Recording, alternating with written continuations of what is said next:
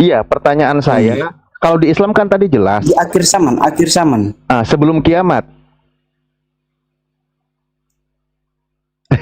Kalau Pasti belum kiamat di sini. yang abang maksud, kalau dalam pandangan Kristen yang saya pahami adalah akhir zaman itu masa di mana antikris yang kita sebut itu Iya. Iya, katakanlah sebelum terjadi kiamat ya, sebelum terjadi huru-hara, sebelum langit digulung seperti gulungan kitab, sebelum bintang berjatuhan, kan Yesus datang tuh. Iya. Nah, dia datang kan. Lalu setelah Yesus datang ke muka bumi, dia datang di situ. Kalau di Islam kan tadi dijelaskan, karena dia belum mati, maka beliau itu wafat. Nah, nanti Yesus terjadi kiamat, Yesus kemana? Gimana bang? Gimana? Ulangi. Nah, Yesus kan datang sebelum kiamat, Iya. sebelum terjadinya hari kiamat. Nah, terus nanti ada peristiwa kiamat. Kan orang-orang pada mati di muka bumi. Ya mati lagi dong, 2 kali. Ayo, Nggak, begini bang. gimana? Dalam pemahaman saya, ketika akhir zaman itu sebelum masa peperangan besar itu, Yesus akan datang untuk mengangkat dulu orang-orang percaya, Loh? orang-orang yang Berarti orang itu nggak mati? Ya, Orangnya nggak mati, diangkat. iya. Bang, Dalam pemahaman Kristen, Rafael. ini dalam pemahaman Izin Kristen. izin bang. Saya sapa dulu Esti Ginsburg. Selamat malam Esti. Ya, halo, selamat malam Bang Fandi, terima kasih. Sebentar ya, sebentar. Bentar Bang Andrafel, saya mau kasih kesempatan dulu Mbak Esti. Mungkin bisa menanggapi, karena pertanyaan Ustadz Alif tadi agak sulit terjawab oleh Bang Andrafel. Silakan mungkin Esti bisa menjawab. Sebentar.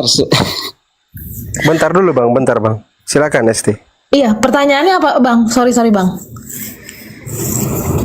Iya, pertanyaan saya kan tadi Yesus turun kedua kalinya itu sebelum kiamat atau sesudah kiamat? Yesus turun kedua kali. Ya sesudah, ya pas kiamat. Kalau dia nanti datang pas kedua kalinya kiamat, dia sudah menjadi apa?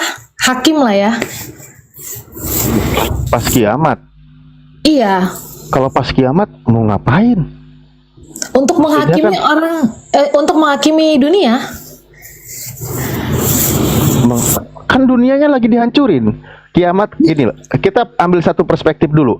Kiamat itu kan terjadi, kiamat itu maksudnya terjadi alam semesta ini dihancurkan oleh Tuhan. Terjadi huru-hara, bintang berjatuhan dan sebagainya. Nah, Yesus datang sebelumnya atau sesudahnya?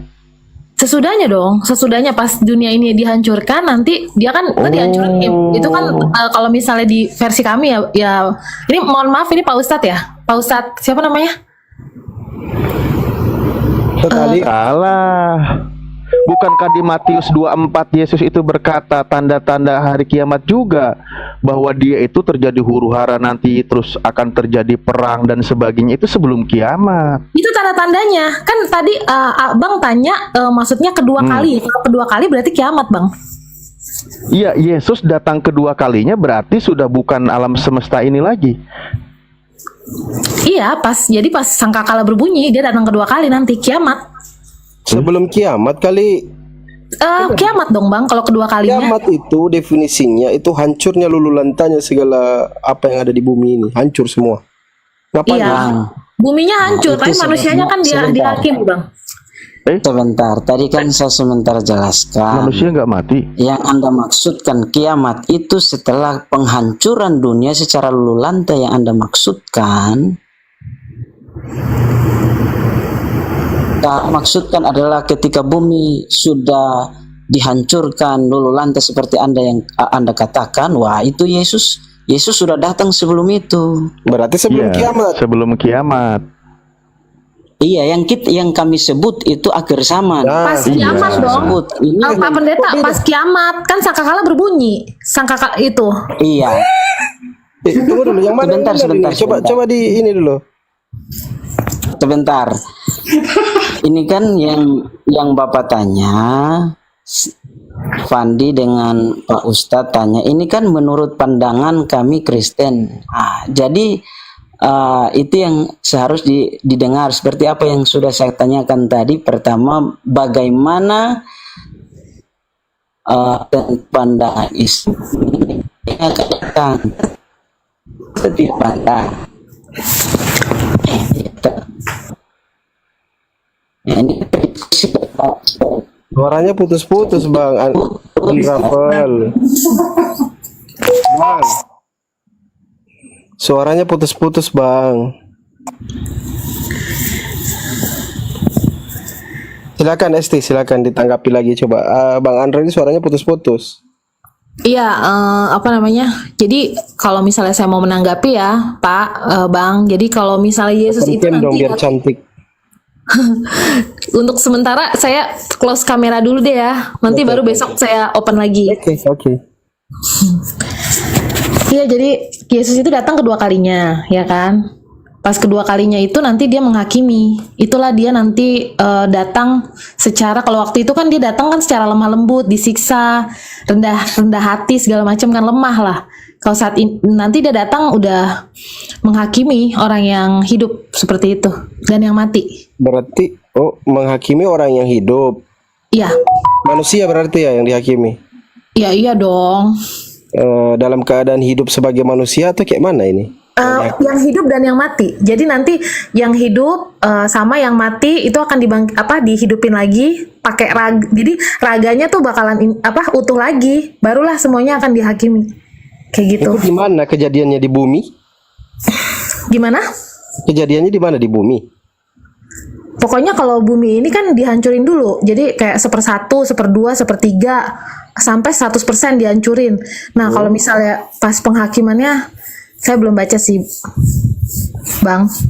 Saya boleh baca dalil dulu nggak? Lanjut. Begini ya, kalau misal saya buka di KPR 3, kisah 3 itu, ini malah diklaim oleh Kristen. Kristus itu harus tinggal di surga sampai waktu pemulihan segala sesuatu, seperti yang difirmankan Allah dengan perantara nabi-nabinya yang kudus zaman dahulu.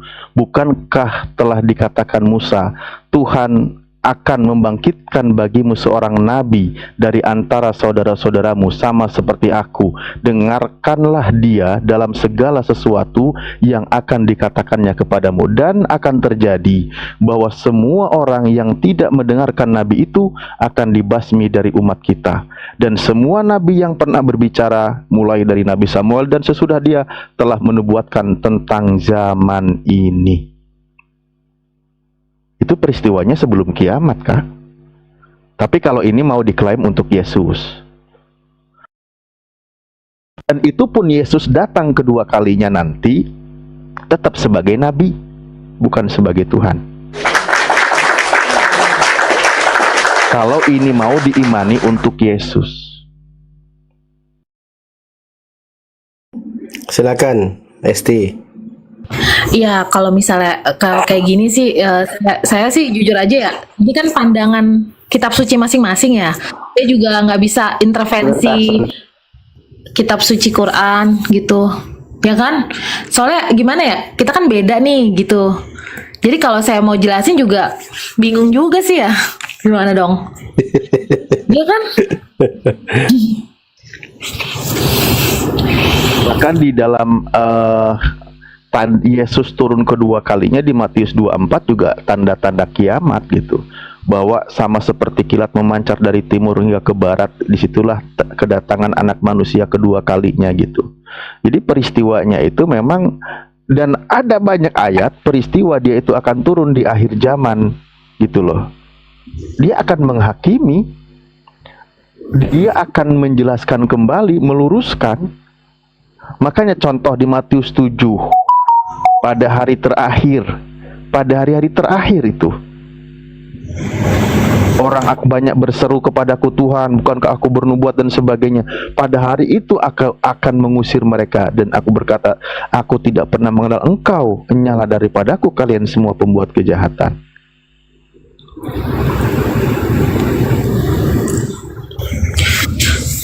Iya. Yang Jadi kalau pasti sih menurut tadi saya, di KPR 3 itu Kristen pasti mengklaim itu untuk Yesus. Yang tadi saya bacakan itu mengklaim untuk Yesus. Bahkan nubuat Nabi Musa Ulangan 18 nomor 18, Kristen mengklaimnya untuk Yesus. Tapi ingat, harus diterima kedatangannya nanti umat ini akan dibasmi, dan Yesus turun kedua kalinya juga tetap sebagai nabi.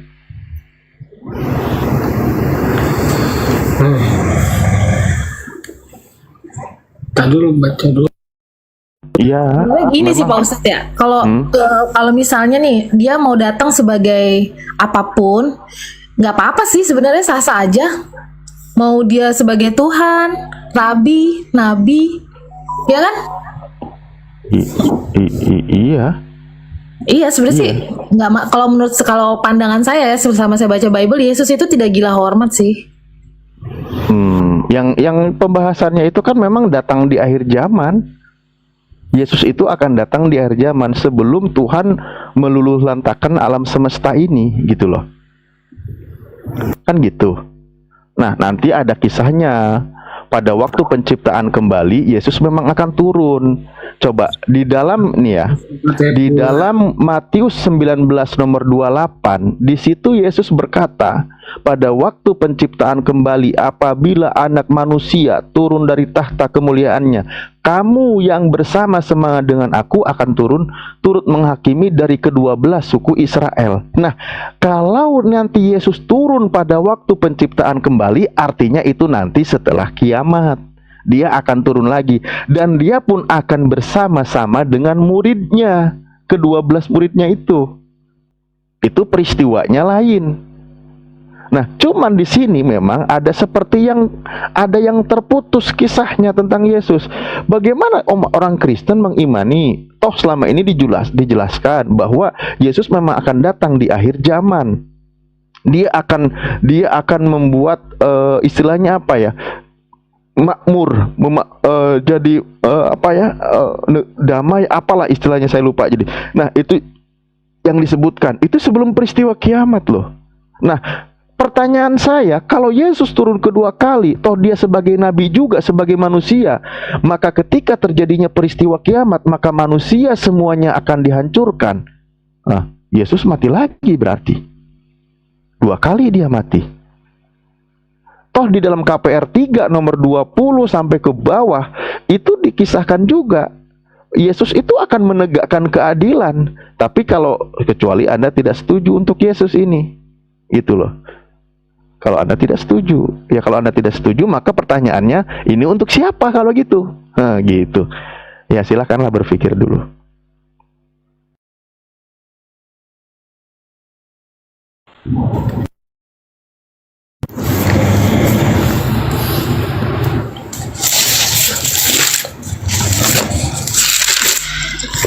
Di Matius 24 itu juga Yesus akan turun kedua kalinya, itu nanti ya sebelum terjadinya kiamat, tapi terjadi huru-hara di semesta ini, akan terjadi perang besar-besaran dan sebagainya. Itu nanti kacau dulu dunia tuh. Yesus datang mengembalikan manusia ke jalan yang benar, artinya dunia dibikin damai 1000 tahun sering ada di dalam kekristenan. Itu Yesus itu akan memakmurkan. Kalau di dalam Islam itu nanti ketika peristiwa terjadi perang besar-besaran, ada penguasa yang dolim, nanti ada Dajjal, dia datang memang akan memakmurkan bumi ini, menegakkan hukum Tuhan sampai tidak ada lagi yang namanya pungutan pajak, jizyah dan seperti itu. Dia akan memakmurkan zakat sehingga hukum Tuhan yang ditegakkan di situ, maka manusia akan makmur semuanya karena hukum Tuhan yang berlaku sampai tidak ada lagi yang miskin. Setelah semuanya makmur, tugasnya selesai, nanti ada Juj dan Ma'juj dan sebagainya, kan gitu ya. Nanti di situ juga terjadi kekacauan lagi. Nah, di situ nanti Juj dan Ma'juj itu mereka akan mati karena memang Nabi Isa tidak bisa melawannya, tapi dia akan mati. Turun angin, di mana angin itu membuat mereka itu mati semua berserakan. Nanti setelah itu Nabi Isa itu wafat. Setelah dia wafat baru terjadi hari kiamat. Setelah terjadi hari kiamat, semua yang di semesta ini yang hidup semua mati. dinetralisir, semua mati. Kullu nafsin dha'iqatul maut. Semua yang bernyawa pasti akan mati. Setelah mati terjadinya kiamat dan sebagainya. Dunia ini semua sudah rata, baru Tuhan bangkitkan kembali penciptaan yang baru. Manusia semua dibangkitkan. Begitu. Nah, itulah kalau di dalam Islam. Sorry Pak Ustadz, kalau yang 1000 tahun itu ayatnya di mana Pak Ustadz? Yang tadi masa kedamaian 1000 tahun itu maksudnya sebelum kiamat atau? Ya itulah yang saya tanyakan sama Kristen. Maksudnya gimana? Soalnya Justru selama ini sering ada orang Kristen nanti akan ada masa damai, masa 1000 tahun. Sering ada yang bilang malah juga berapa lama gitu, ada yang bilang 7 tahun, 7000 tahun, entah apa gitulah. Tapi ya terserahlah mereka mengatakan seperti itu. Intinya itu justru teman-teman Kristen yang sering menjelaskan. Oke. Iya memang itu ada. Nah, itu ngapain tanya juga ke saya? Enggak, maksudnya saya pikir tadi Pak Ustadz bilang itu sebelum apa? Sebelum kiamat terjadi masa 1000 tahun, soalnya sebelum kiamat tadi Pak Ustadz bilang ya? Iya, kalau di Islam disebutnya Nabi Isa itu nanti sebagai hakman adilan, hakim yang adil. Kenapa dia disebut hakim yang adil? Karena dia akan menegakkan hukum Tuhan. Seperti tadi yang saya sebutkan, masalah tentang jizyah, perpajakan itu dihapus, semua menggunakan sistem zakat gitu. Jadi makmur semuanya penduduk bumi ini. Tapi itu masanya, ketenangan itu nanti selesai. Ada masanya, karena masanya nanti semesta ini akan hancur, maka setelah itu selesai, Nabi Isa itu wafat, tinggal tersisalah orang-orang yang tidak beriman, manusia kembali berdosa. Disitulah masa kehancuran alam semesta. Jadi masa kehancuran alam semesta dijelaskan di dalam Al-Quran. Itu yang mengalami hari kiamat itu adalah orang-orang yang tidak beriman. Makanya Al-Quran mengabarkan idza zulzilatil ardu zilzalaha wa akhrajatil ardu asqala wa qalal insanu malah, manusia akan bertanya-tanya, ada apa ini? Ada apa ini? Nah, itu orang yang tidak percaya dengan iman. Itu orang-orang yang tidak beriman. Kalau Nabi Isa-nya sudah wafat. Karena orang beriman tidak akan merasakan dahsyatnya kiamat. Tuhan melindunginya gitu. Pertanyaan saya, Yesus kapan? Dalam literatur Kristen. Saya belum masuk loh ya. Jadi bedanya sebenarnya sih kalau saya lihat ya ajaran kita tuh agak-agak mirip lah ya. Cuman bedanya kalau Nabi Isa itu ada wafatnya, kalau kalau Yesus kita itu kan nggak ada wafatnya, Om. Alamak, kok malah jadi nggak ada wafatnya? Ini kayak mana ini aku pembahasan?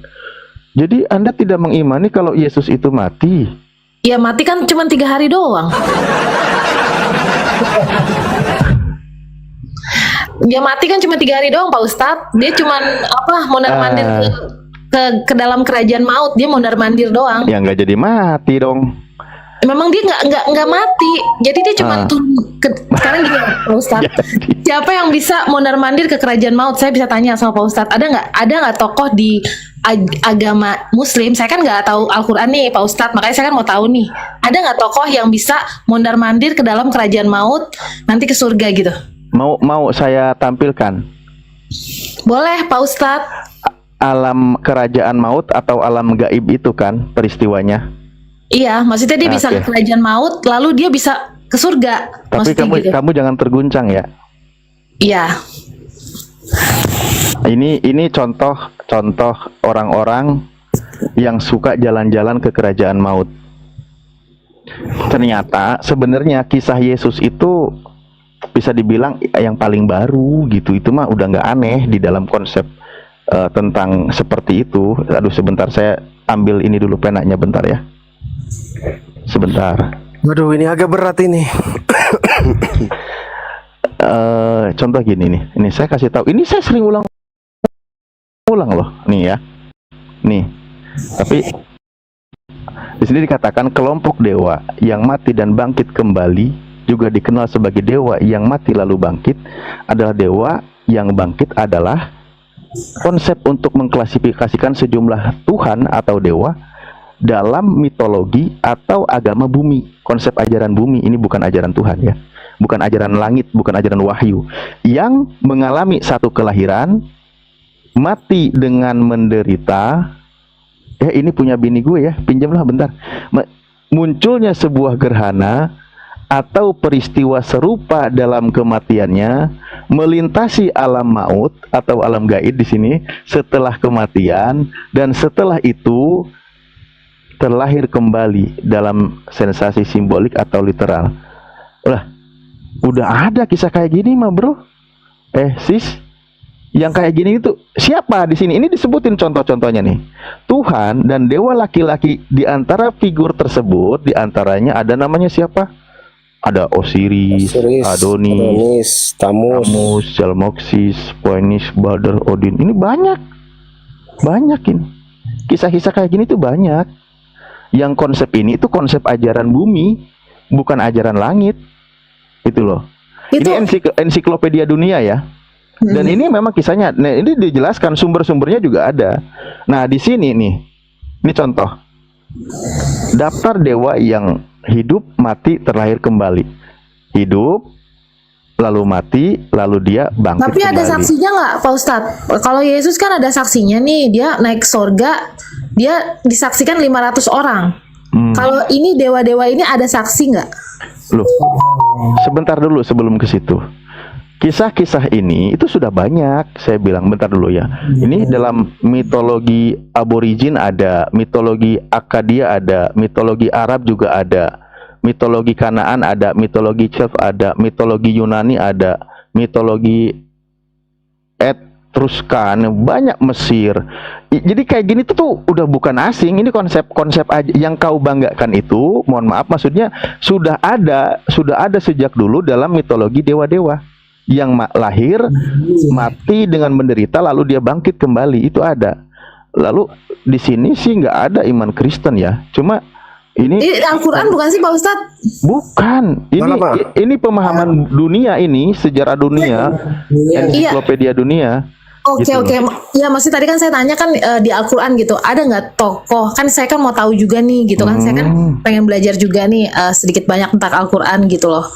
Jadi ada nggak tokoh yang bisa mondar-mandir ke kerajaan maut, ke surga, terus dia bangkit kayak Yesus gitu, ada nggak? Nggak ada Di kayak dalam gitu. Al-Quran. Nggak ada kayak gitu. Nggak ada. Kalau Nggak ada, ngomong karena kayak gitu nggak ada. Al-Quran itu kan agama pewahyuan, bukan agama bumi.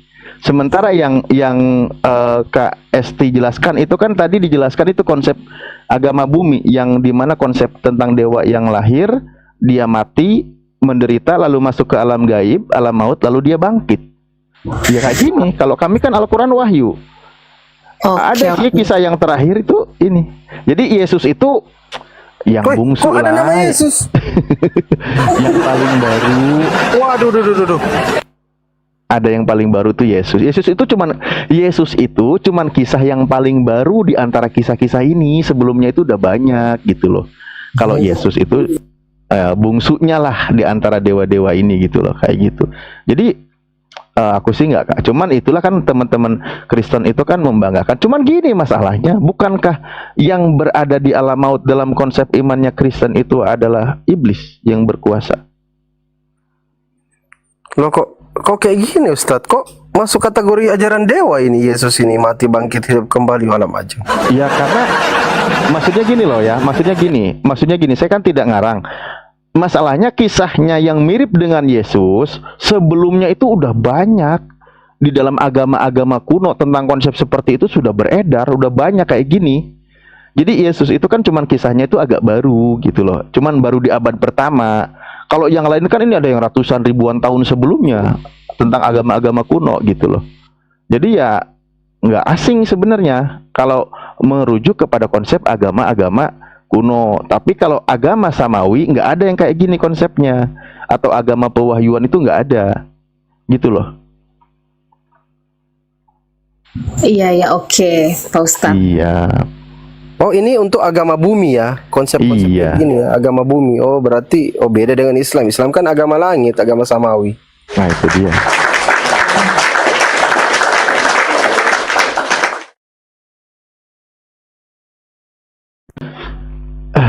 Ya dia gitulah. Agak berat sih pembahasan itu, Ustaz. Iya, ya buktinya kalau kita buka sejarahnya KST ya, sejarah bagaimana Trinitas. Tadi kan kami sudah bahas panjang lebar. Sejarah di Iya. abad kedua, abad ketiga, bagaimana tiba-tiba ada rumusan tentang ketuhanan, bagaimana posisi Yesus itu dianggap sebagai Tuhan, ada yang mengatakan Bapa itu sendiri, ada yang mengatakan bagian dari tiga, ada yang mengatakan sebelumnya Bunda Maria juga Tuhan, ada dibongkar lagi posisinya Roh Kudus sebagai Tuhan dan seterusnya. Itu kan yang membuat konsili-konsili itu mereka semua rata-rata, apalagi pencetusnya itu kan Tertulian, itu kan mereka itu memang penyembah dewa, penyembah berhala sejarahnya. Nah, jadi ketika dia mengadopsi konsep itu ke dalam Kristen, itu nuansanya doktrin iman dia itu tidak ditinggalkan, dia mengadopsi itu. Toh fakta sejarahnya begitu. Dan memang sudah beredar di Alexandria ketika melakukan di Mesir semua tentang bagaimana agama-agama yang mengusung konsep triteosnya itu mereka adopsi, cuman dijelaskan juga di situ hanya masuk ke Kristen itu diperkenalkan lebih halus lagi. Nggak mungkin dong disamain plek sebagaimana konsepnya mitologi dewa-dewa baik di Mesir, Babilonia, di Yunani, enggak, tapi tetap diperhalus gitu, diperhalus. Itu kan sejarahnya memang begitu. Oke, Pak Ustadz. Oke juga. Kalau komal ini, Esti, ini komal yang paling berat dari semua komal di komal Islam ini, karena banyak yang mualaf di sini termasuk pendeta. Oh ya? Ya. Jadi kalau nangis ini nyali diuji, iman tergoncang.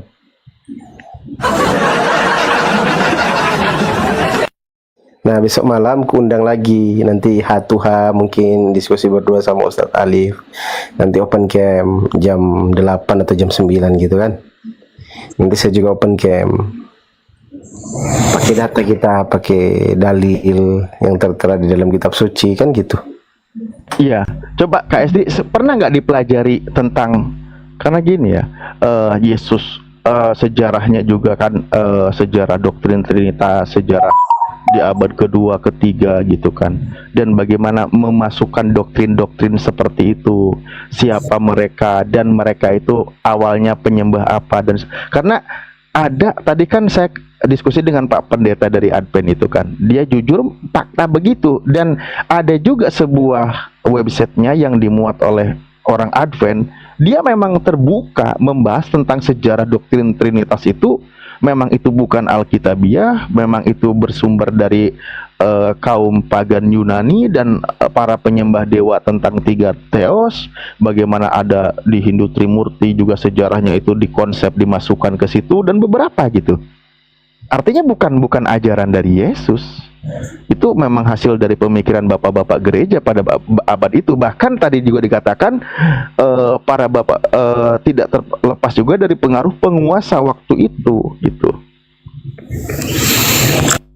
Ya, sebenarnya gini sih ya, seperti yang tadi saya diskusi ke Ustadz, siapa tadi namanya, Ustadz Wafi kalau nggak salah ya. Nah, dia itu kan pakai dalil Bapak di dalam aku di dalam Bapak.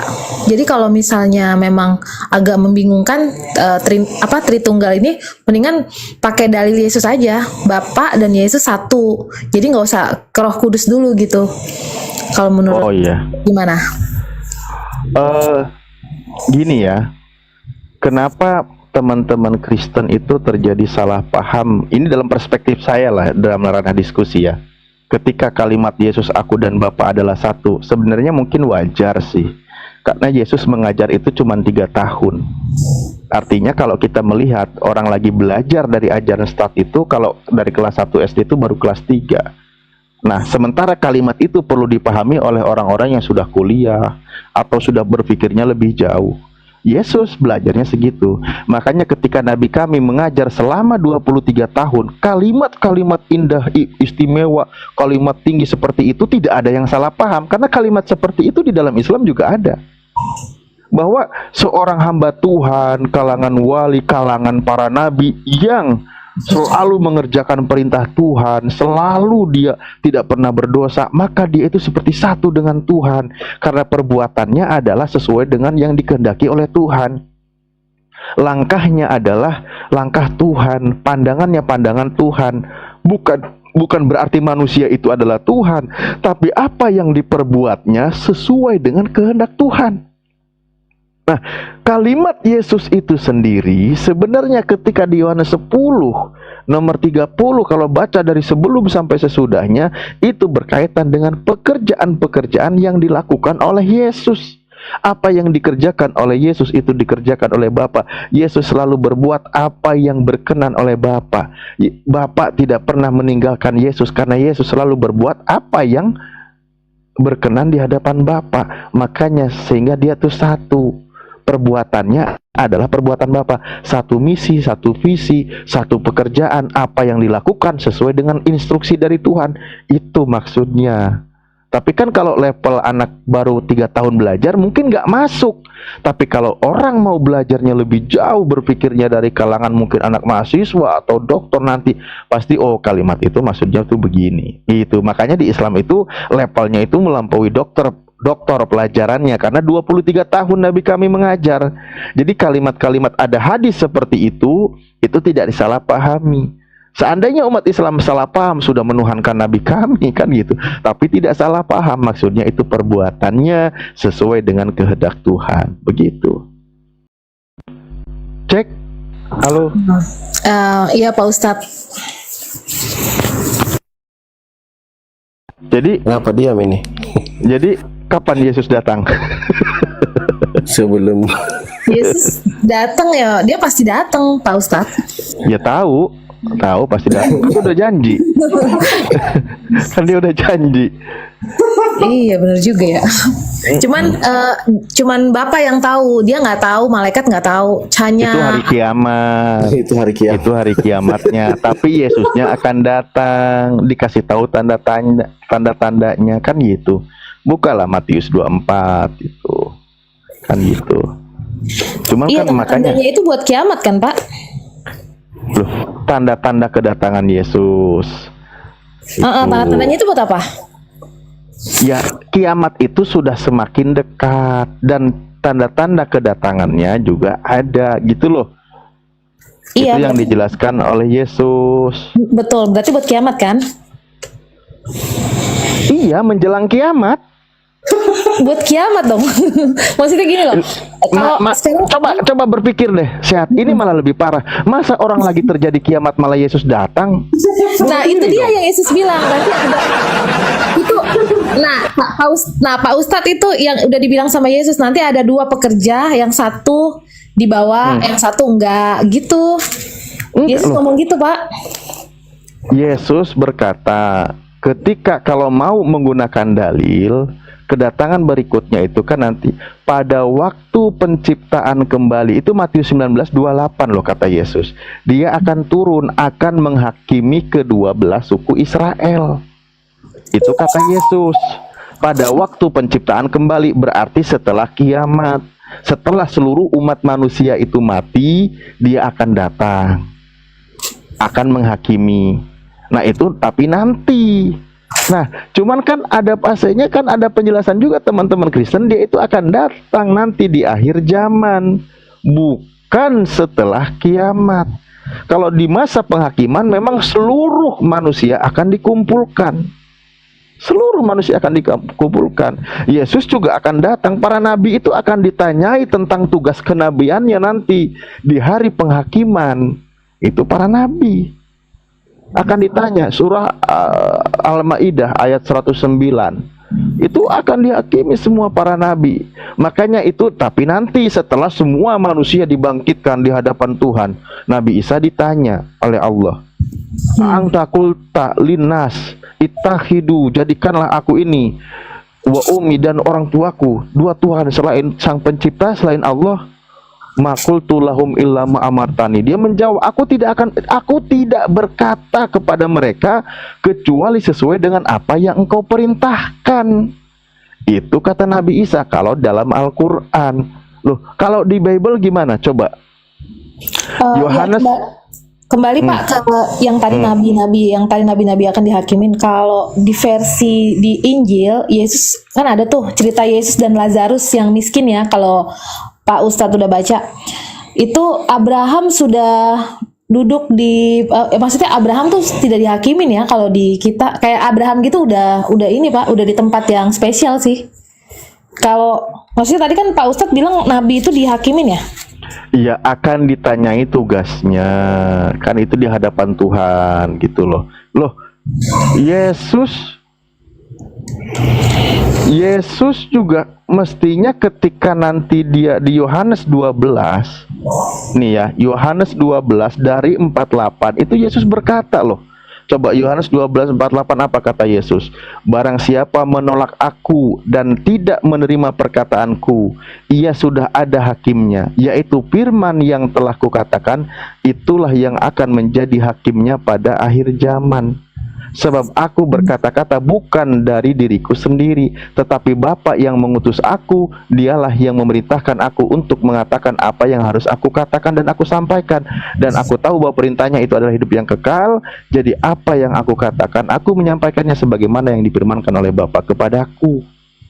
Yesus pun ketika nanti menghakimi, bukan berarti dia punya otoritas sebagai hakim, tapi ajaran yang pernah diajarkannya ketika dia di bumi, itu barometernya, itu loh, yaitu firman yang telah aku katakan.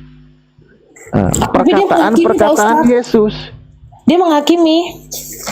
Iya, yang akan menjadi hakimnya itu ajarannya. Contoh begini, Yesus tidak pernah mengajarkan menyembah kepada Yesus, menuhankan Yesus. Yesus tidak pernah berkata seperti itu. Nah, ajarannya itu nanti di akhir zaman kalau ada yang mengatakan Yesus sebagai Tuhan, loh, ajaran Yesus barometernya yang menjadi hakimnya. Mana? Di mana saya mengajarkan? Coba, ketika Yesus berkata, pada hari terakhir banyak orang yang berseru kepadaku, Tuhan, Tuhan, kami berbuat demi namamu, mengadakan mujizat, dan seterusnya, pakai namamu juga. Yesus berkata, pada hari itu aku akan berterus terang kepada mereka, nyala daripadaku, aku tidak menolak engkau, kalian semua pembuat kejahatan. Lah, karena apa? Karena Yesus tidak pernah mengajarkan itu, karena bukan firman Yesus itu. Iya, betul. Itu maksudnya iya perkataan Yesus, Pak Ustadz. Iya, perkataan Yesus. Jadi kalau di Matius 25 ayat 31 tuh sampai selesai, di situ Yesus benar-benar menolak orang-orang yang benar-benar ini ya, yang mengaku dekat ya kan, mengaku apa itu ditolak. Benar-benar dia yang aku tidak mengenal kamu gitu. Berarti dia tolak kan? Lah iya, itu kan berarti Yesus ya membantah yang menuhankan Yesus. Intinya gitulah. Bukan menuhankan sih kalau di case ini Pak Ustadz. Jadi kalau misalnya di sini sih ketika untuk menolong sesama manusia sih. Jadi dia bilang ketika orang di penjara kita tidak melawat, ketika orang sakit kita tidak melawat, ketika orang lapar kita tidak kasih makan. Di situ nanti orang-orang Kristen yang mengaku Kristen itu kalau tidak melakukan itu akan ditaruh siksaan kekal. Itu dalilnya jelas. Jadi kita harus memberi, jadi gimana sih kita suka seimbang gitu loh. Nggak bisa kita, misalnya kita punya sendiri nih tapi orang lain susah. Ngomong gitu, apa? Nggak ada datanya itu dalam Bible. Matius 25. Ngomong sembarangan. Matius 25. Boleh dibaca ayat 31. Yang dibaca tadi ini Matius 7:21 sampai 23. Itu kan seperti tadi mengatakan bahwa Yesus itu akan jadi hakim nanti. Betul. Siapa yang dihakimi? Orang-orang Kristen yang menuhankan dia. Ayatnya di mana? Maksudnya yang menuhankan itu ayatnya di mana? Matius 7:21 sampai 23. Oh, sorry saya baru mudeng. Itu maksudnya gini, Pak Ustadz. Jadi berteriak Tuhan tapi tidak melakukan kehendak Yesus. Jadi mereka tuh ibadah. Kehendak Yesus, kehendak Bapak. Iya, tidak melakukan kehendak. Jadi cuma teriak Yesus doang. Jadi main di kulit tapi nggak main di isi gitu loh. Itu Yesus nggak mau. Yang masuk surga itu adalah yang melakukan kehendak Bapa yang di surga. Iya, betul. Nah, jadi sekarang saya tanya dulu. Bapa yang di surga itu satu-satunya Tuhan atau bukan? Gimana? Bapa yang di surga itu satu-satunya Tuhan atau bukan? Nah, berarti kalau berseru kepada Yesus Tuhan itu bukan kehendak Bapa. Kan ini sudah satu. Kan dia sudah menyatu. Gimana? Dia sudah menyatu. Jadi misalnya begini, Bapak punya suatu perusahaan, perusahaan besar. Bapak orang tuanya nih, bapaknya. Mungkin nggak Bapak kasih perusahaan itu ke staf atau budak? Pasti Bapak kasih ke anak dong. Nah, berarti ada dua. Anak tertua. Berarti ada dua. Gimana? Ya berarti ada dua kalau itu.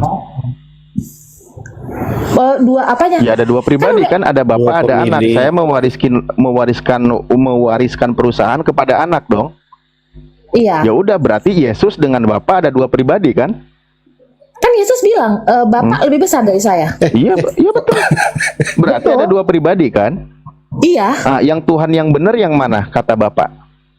Ya kita tetap Tuhan Yesus. Ya itu. Itulah yang akan diusir, kau sendiri bantah. Bukan itu yang diusir. Toh dalil Tuhan itu Pak Ustadz. Maksudnya orang-orang teriak-teriak Tuhan tapi tidak melakukan kehendak Yesus gitu. Bukan, Kehendak yang Bapa. tidak melakukan kehendak Bapakku.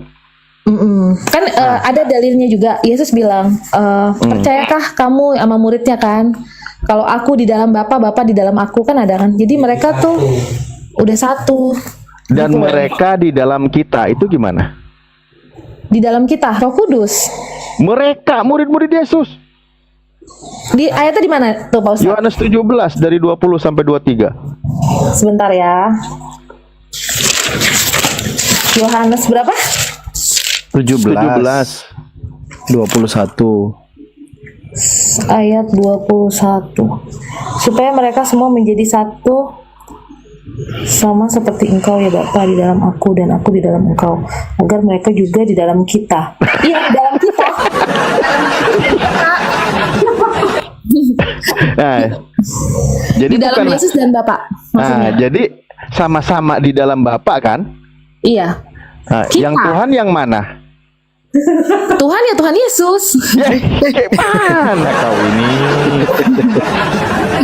Tuhan Yesus. Jadi gimana ya Pak Ustadz? Jadi begini loh Pak Enggak, Ustadz. Jadi dengerin kalau- dulu dong.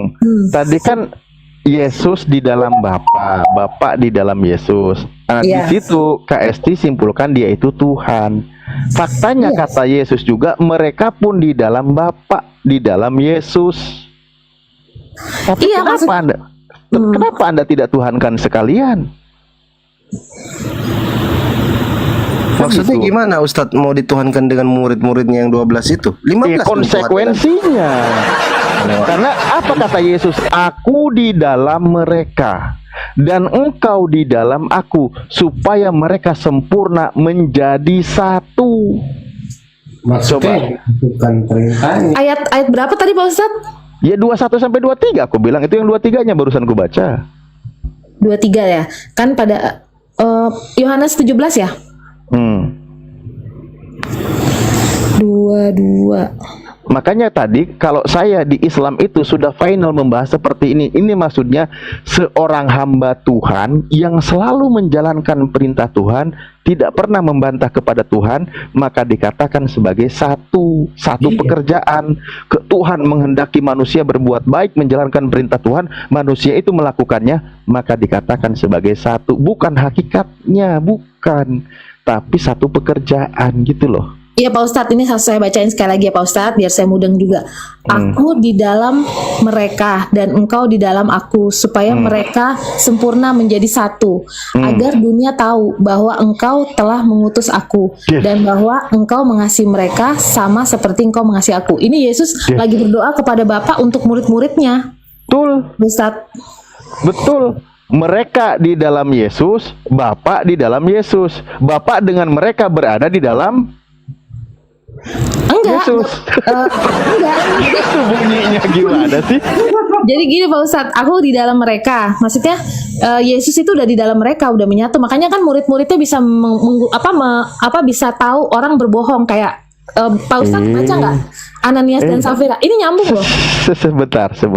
Ini sudah jelas-jelas doa Yesus untuk murid-muridnya, karena murid Yesus mendengarkan ajaran Yesus.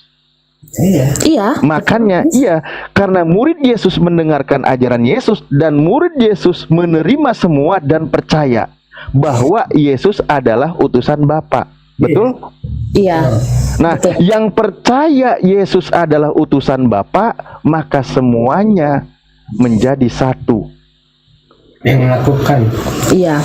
Nah, sekarang Anda percaya Yesus sebagai utusan Bapa. Iya. Iya, dia utusan Nah. juga. Loh, jangan pakai juga dong. Ya emang dia itu. Iya, pokoknya dia semuanya, raja, Nah, loh. utusan semuanya. Ini susahnya, ini susahnya. Karena gini Pak Ustadz, maaf, Coba. karena gini Allah Coba, itu Pak. sudah memberikan otoritas kunci surga dan neraka sama Yesus. Jadi Enggak. siapa yang bisa mengampuni dosa? Saya tanya sama Pak Ustadz, siapa yang bisa mengampuni dosa? Manusia bisa mengampuni dosa? Siapa tokoh di Al-Quran yang bisa mengampuni dosa?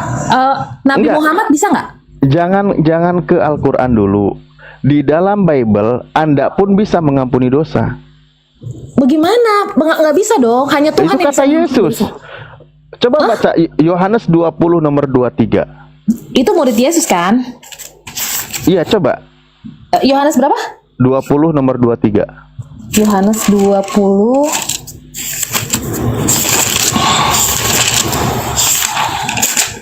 ayat 23. Jikalau kamu mengampuni dosa orang, dosanya diampuni, dan jikalau kamu menyatakan dosa orang tetap ada, dosanya tetap ada. Iya, mereka Nah. sudah dapat otoritas dari Yesus. Murid-muridnya. Orang bisa mengampuni dosa juga. Itu bukan orang kan, itu Jika kamu gimana sih? Jika kamu mengampuni dosa orang, dosanya diampuni. iya Pak Ustadz. Artinya, ada selain Yesus yang bisa mengampuni dosa orang lain, betul? Iya betul. Betul. Cuman kan kalau berbicara orang berarti saya juga bisa dong. Maksudnya gini Pak Ustadz, kalau Iya, kita iya. berbicara orang saya juga bisa dong. Maksudnya itu kan murid-murid kan spesial ya. Rada spesial juga Nah, sih Pak Ustadz. berarti selain Yesus, murid-murid Yesus juga bisa mengampuni dosa. Bisa. Berarti murid Yesus juga Tuhan. Enggak dong. Ya sudah, Yesus juga bukan Tuhan kalau gitu. Tapi itu kalau saya tanya sama Pak Ustadz, murid Yesus bisa nggak bangkit mundar-mandir ke kerajaan maut? Kan nggak bisa. Ngajak agama bumi lagi dibahas. Iya kan? Nggak bisa Pak Ustadz. Banyak Coba deh. dewa-dewa itu tadi kan udah kita bahas. Itu dewa-dewa tidak ada saksinya. Maksudnya sekarang kita berbicara Alkitab dulu deh. Justru konsep ini juga mengadopsi itu. Coba gini ya. Coba pembuktian, gunakan akal sehat sekali lagi. Matius 27 nomor 50 sampai 53. Matius berapa tadi? 51 boleh, dari 51. Matius 27 ayat 51 sampai 53.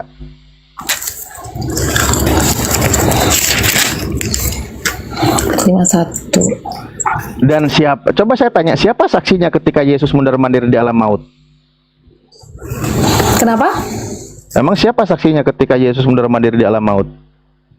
Iya kan turun ke dalam. Dia kan waktu itu kan dia kan mati tuh Nah, pas siapa mati. saksinya? Ada ke kuburnya nggak ada, Pak. Siapa namanya? Pak Ustadz. Kan dia pada lihat tuh murid-muridnya Maria Magdalena, murid-murid Yesus pada ke kuburan kan nggak ada. Mayatnya tuh nggak ada. Loh, tadi kan kau bilang ada saksinya. Emang siapa saksinya ketika Yesus mundar-mandir di alam maut? Dia bangkit kan akhirnya. Loh, bangkit bukan Pasti. mundar-mandir itu. Nah, kan dia- coba kembali ke Matius 27. Kalau kau katakan banyak saksinya, saya minta pertanggungjawaban. Oh, Matius 27 ayat 51 sampai 53 tadi. Matius 57 ayat 27, nggak ada Matius 57. dan lihatlah mana nih? Dan lihatlah tabir bait suci terbelah dua di atas sampai di bawah, dan terjadilah gempa bumi, dan bukit-bukit batu terbelah, dan kuburan-kuburan meninggal bangkit. Dan sesudah kebangkitan Yesus, mereka pun keluar dari kubur, lalu masuk ke kota kudus dan menampakkan diri kepada banyak orang. Oke, pelan-pelan di sini ya. Iya. Coba kisah ini mirip nggak dengan kisah yang tadi? Ada terjadi gempa dan sebagainya, ada ya, mirip ya. Oke, nggak apa-apa, itu nggak usah kita perpanjang. Nah, di sini dikatakan, coba pelan-pelan saja kita bahas. Dan sesudah kebangkitan Yesus, mereka pun keluar dari kubur, lalu masuk ke kota kudus dan menampakkan diri kepada banyak orang. Coba, di mana di kota kudus di Yerusalem yang melihat orang-orang bangkit dari kubur? Ada nggak? Ini seandainya ini terjadi benar, satu Yerusalem, satu Israel itu bisa Kristen semua loh. Karena ini peristiwa yang sangat Gak bisa, mengerikan. Pak Ustadz, gak bisa. Nabi Musa membelah lautan aja, itu bangsa Israel masih menyembah berhala. Mereka masih berzina loh. Padahal jelas itu lautan terbelah. Bayangin gak? Mereka itu bangsa yang tegar tengkuk. Jadi gak bisa dengan tanda-tanda dahsyat. Itu gak bisa. Murid-murid Nabi Musa itu mengikuti. Sebentar dulu, pelan-pelan, jangan ke situ. Ya, Enggak, kan ini jawab. faktanya dulu, faktanya. Oke. Orang-orang itu bangkit masuk ke kota kudus, menampakkan diri kepada banyak orang. Coba, siapa yang bangkit dari kubur dan orang banyak itu siapa yang menyaksikan orang-orang itu bangkit? Coba. Ada nggak historinya? Ini kalau di Indonesia ada satu orang saja, misal Suzana bangkit dari kubur, jalan-jalan ke Monas, bisa viral satu Indonesia. Bisa viral itu, orang bangkit dari kubur. Lah ini orang banyak bangkit dari kubur, masuk ke kota kudus, disaksikan banyak orang. Faktanya mana? Logika deh. Kalau kami sih mempercayai ya Pak Ustadz ya, tapi kan saya kan menghormati Pak Ustadz juga untuk kepercayaannya. Kalau saya sih percaya itu, soalnya ya sekarang ginilah, Yesus sudah mengeluarkan tanda-tanda dahsyat banyak ya kan, kayak membangkitkan Lazarus, orang buta, orang yang sakit 12 tahun itu orang terus setan juga tahu gitu siapa Yesus, dia mengusir setan. Coba membangkitkan Lazarus itu pembuktian sebagai apa? Aipandi masuk dulu ya, saya izin ke belakang. Atau Baik. lagi sahur? Siap, aman.